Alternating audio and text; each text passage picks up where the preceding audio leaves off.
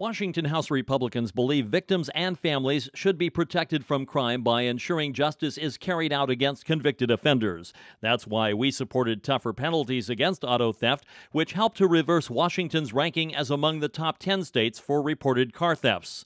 When a proposal was presented that would have reduced penalties for juvenile auto thieves, House Republicans successfully argued against the amendment and for accountability.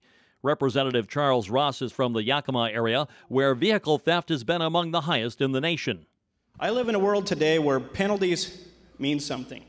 And to sit here and say that $400 is too much for a 17, 18-year-old kid to pay is appalling. Anybody know how much an Xbox 360 costs? Anybody seen an iPod? Have you been to Best Buy? Have you looked at a kid at the public school at what the clothes they're wearing? They got more than $400 in their clothing and in their pockets. But yet, when that person steals your car, the state of Washington today says, you know what? That's okay. We don't want to make you pay $400 for the action that you took. Representative Norm Johnson lives in Yakima, where two young men were killed as the result of a car thief involved in a high-speed chase. He was eluding the police, and he hit their car. And only one young man survived that accident. Now, I've spent my whole professional career working with young people. And if I learned one thing, it was that young people need to be held accountable. And we do that by making rules and making young people adhere to the rules. The amendment to Senate Bill 5746 would have eliminated minimum fines for car theft that had been adopted by the legislature in 2007. House Republicans argued this sends the wrong message to juveniles. Auto theft, particularly for juveniles, is extremely hazardous. It puts them at risk when they're racing away from these kind of things. Their lives are in danger. Juveniles stealing cars 5, 6, 7 times with nothing significant happening to them.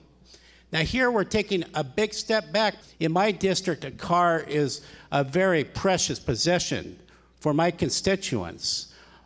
It gets them to work, back and forth to work. A lot of people rent. That's their most important possession. When it's stolen, it hurts deep. Representative Brad Clippard of the Tri-Cities has served in law enforcement and as a school resource officer.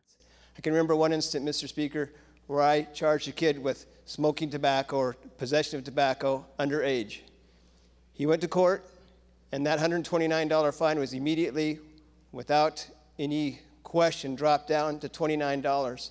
That expert, that child's parent, came to me red in the face and said, "What in the world is going on in our courts today? How is my kid ever going to learn not to do this thing that the legislator, that our law says is illegal if we keep lowering the fines? If they left that fine up there where it was supposed to be, I would have made him work, I would have made him pay it back, and he would have learned from that lesson, Mr. Speaker." So according to that expert, the parent of that child, to lower the crime, to lower the penalty, is the wrong answer. Justice for victims, accountability for offenders, penalties to deter the crime. House Republicans are standing up for public safety, for safer communities, safer neighborhoods, safer families. The citizens in this state depend on us to do the right thing. The right thing is to look a 17-year-old person in the eye and say, you stole someone's car. You know what comes with that? A $400 fee or fine? I think that's reasonable, Mr. Speaker. Today, when you push the button to deny this piece of legislation with this amendment, you're basically saying, you know what?